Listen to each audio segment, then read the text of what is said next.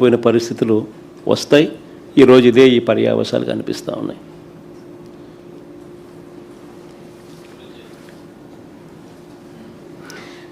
విజయవాడలో మొన్న జరిగిన సాయి కృష్ణ కేసు తీసుకున్న పోలీసులు వేధింపులకు గురై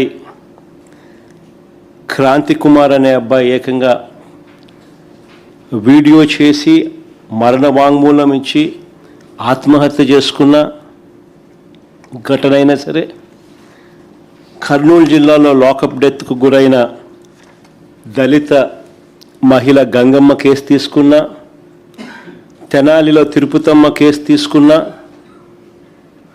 శ్రీకాకుళంలో సంతకవిటికి చెందిన కళావతి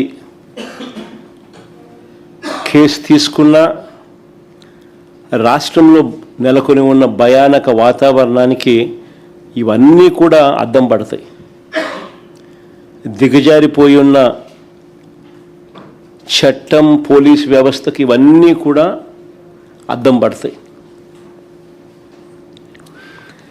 కస్టడీలోకి తీసుకొని ఒక మనిషిని దారుణంగా కొట్టి చంపి కుట్రపూరితంగా సీసీ ఫుటేజ్లను సైతం మాయం చేసి చివరికి శవం కూడా కనపడకుండా మాయం చేసి ఆ శవం ఎక్కడుందో, ఏం చేశారో, ఏమైందో కనీసం కుటుంబ సభ్యులకు బూడిద కూడా ఇవ్వని అత్యంత అమానవీయ పాశవిక ఘటన జరిగి,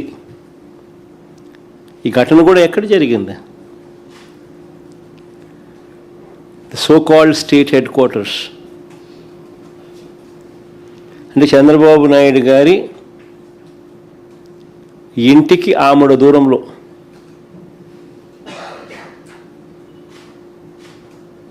రాష్ట్ర ప్రజలందరూ కూడా నివ్వెరపోయే ఘటన.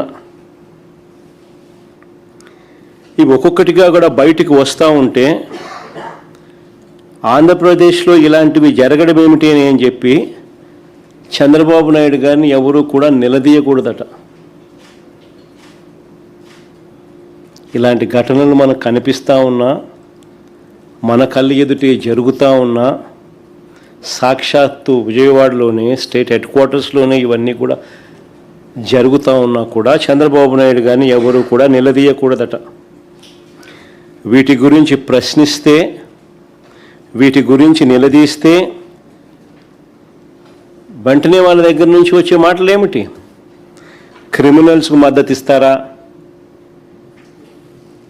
అంటూ తాను ఎదురుదాడి చేయడమే కాకుండా తనకు తానా తందానా అనే ఎల్లో మీడియాతో కూడా ఇదే మాదిరిగానే రాతలు రాయి చేస్తారు, క్యారెక్టర్ అసాసినేషన్.